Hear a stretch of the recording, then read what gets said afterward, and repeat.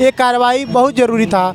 और आज हमारे यूपी एसटीएफ के जाबाज सिपाहियों ने, कुल 12 लोगों की टीम थी, जिन्होंने अतीक अहमद के बेटे असद और उसके साथी शूटर गुलाम को मुठभेड़ में झांसी में मार गिराया। अच्छा, अखिलेश इस एनकाउंटर को फर्जी बता रहे हैं और असदुद्दीन ओवैसी कह रहे हैं कि वो इसीलिए मारा गया है क्योंकि वो एक मुसलमान था।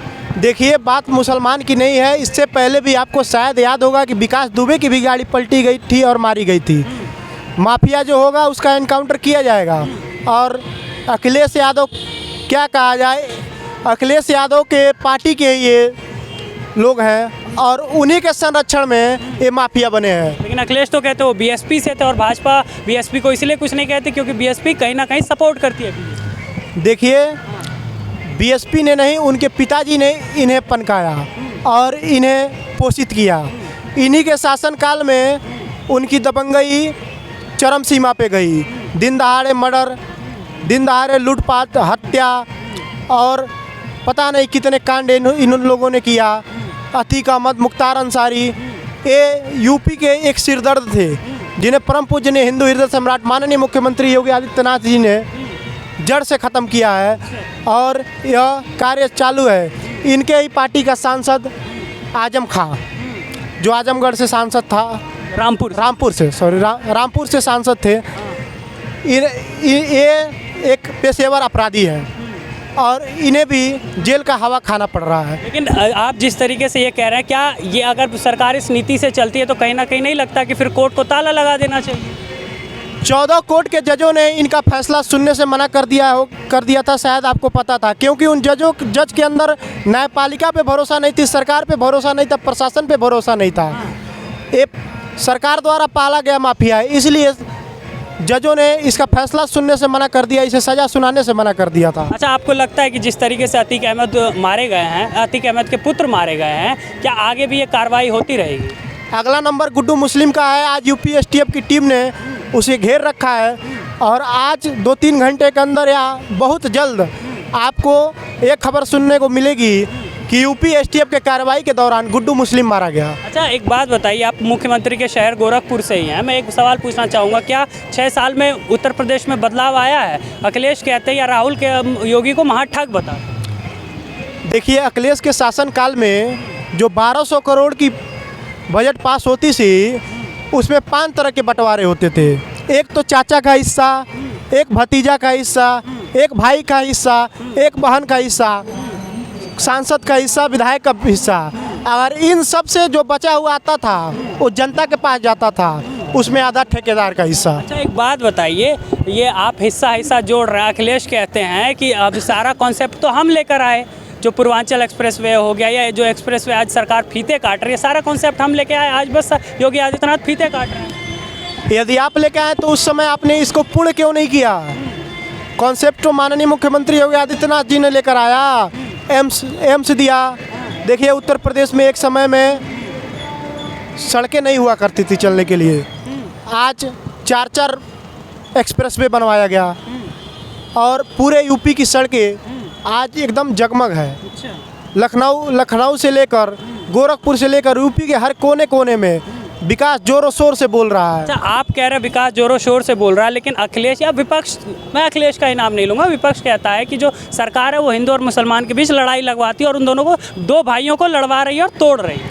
देखिए, हिंदू मुस्लिम की जहाँ बात आती है तो हिंदू मुस्लिम का सबसे निंदनीय कार्य अखिलेश यादव के पार्टी ने किया था। राम भक्तों पे गोली चलवाई थी, जिसमें हजारों राम भक्त मारे गए थे। अखिलेश यादव कहते हैं कि भाजपा पिछड़ों का हक मारती है, दलितों का हक मारती है। लेकिन जब बाबरी को विध्वंस किया गया तो उसमें ना कोई स्वर्ण था, ना कोई दलित था, सब हिंदू थे और सब ने मिल के बाबरी को विध्वंस किया था। तो आपने सिर्फ हिंदुओं को गोली मारा है, ना कि किसी और को। वो तो अब अपने आप को सबसे बड़ा कृष्ण भक्त बता रहे थे चुनाव से पहले। इन्होंने ही कृष्ण भक्तों पर, साधु संतों पर लाठियाँ चलवाई थी। इन्होंने कांवड़ यात्रा पर रोक लगाई थी। इन्होंने कांवड़ यात्रा में डीजे बजाने से मना किया था। दुर्गा पूजा के जुलूस निकालने से मना किया था। रामनवमी के जुलूस निकालने से मना किया था। ऐसे इनकी इतनी कृत्य है, मैं आपको बताते चलूँ तो बहुत हो जाएंगी इनकी कृत्य। तो आपको लगता है कि योगी का ये शासनकाल जो चल रहा है ये आगे भी चलेगा, अच्छा चलेगा? 2024 में उत्तर प्रदेश में फिर एक बार भाजपा को अच्छी खासी सीटें मिलेंगी? देखिए, जहाँ तक बात है तो ना आजम का गढ़ रहा ना आजमगढ़ रहा। इन दोनों किलों को भाजपा ने विध्वंस करके वहाँ पे अपने सांसद बनाए। जो इनका एक समय गढ़ माना जाता था आजमगढ़, जहाँ 12 विधानसभा की सीटें हैं, जिस पे 12 पे भाजपा का खाता नहीं खुला था, उस लोकसभा को भारतीय जनता पार्टी के कैंडिडेट दिनेश लाल यादव निरहुआ ने जीतकर वहाँ पे प्रचंड बहुमत प्राप्त किया और वहाँ पे अभी वर्तमान में भारतीय जनता पार्टी का सांसद है। 24 को लेकर क्या कहेंगे? आखिरी सवाल रहेगा, 24 को लेकर क्या लगता है? क्या राहुल गांधी जिस तरीके से कल नीतीश कुमार से मिल रहे थे, तेजस्वी यादव से मिल रहे थे, विपक्षी एकता के गुण गा रहे थे, क्या लगता है ये विपक्ष एक होकर मोदी को हरा देगा? देखिए, ये मुश्किल नहीं नामुमकिन है इन लोगों के लिए, क्योंकि जनता जाग चुकी है, जनता जान चुकी है इन ठगों को देश से भगाना है। मोदी को पुनः 2024 में एक बार लाना है। और ये लोग हिंदू विरोधी हैं, हिंदुओं पे जुल्म ढाते हैं। देखिए, आप देखते होंगे गैर भाजपा सरकार में राजस्थान में देखिए आए दिन हिंदुओं पे कृत्य हो रहा था। आज से कुछ दिन पहले राजस्थान में एक दलित युवती के एक मुस्लिम लड़के ने बलात्कार करने के बाद से जला के मार दिया था। अगर यही काम उत्तर प्रदेश में किसी ने किया होता तो यूपी पुलिस उसे एनकाउंटर कर देती। और यह मुस्लिम को छोड़ के यदि किसी कास्ट ने किया होता तो ये बंटी बबली जो राहुल और प्रियंका हैं, ये सबसे पहले वहाँ पे 50 लाख रुपए का पैकेज लेके पहुँच जाते। लेकिन ये राजस्थान में इनकी सरकार है, अपने निकम्मेपन को छुपाने के लिए वहाँ पे चले गए। और रही बात हिंदुस्तान की भारतीय जनता पार्टी की और माननीय प्रधानमंत्री जी की, तो भारत ही एक ऐसा देश है जो हिंदू बहुसंख्यक है। 80 करोड़ होने के बावजूद, 100 करोड़ होने के बावजूद अगर हमें हिंदू राष्ट्र नहीं मिल पाता है तो क्या मिल पाता है? 200 साल, 300 साल, सैकड़ों साल हमें अपने ही घर को कब्जा करने में लग जाता है, तो इससे बड़ी नाकामयाबी क्या होगी? अच्छा, 24 को लेकर क्या कहेंगे? बस एक आखिरी सवाल, 24 को लेकर क्या कहेंगे? क्या मोदी वापसी कर पाएंगे? अब की बार 400 पार।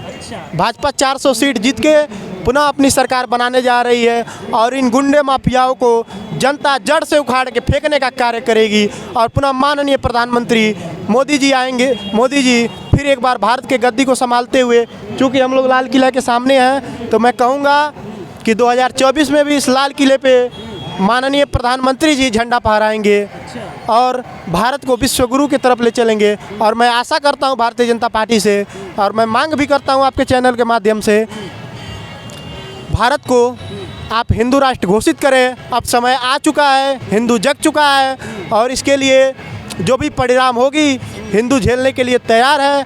हम आपके साथ हैं और आप भारत को हिंदू राष्ट्र घोषित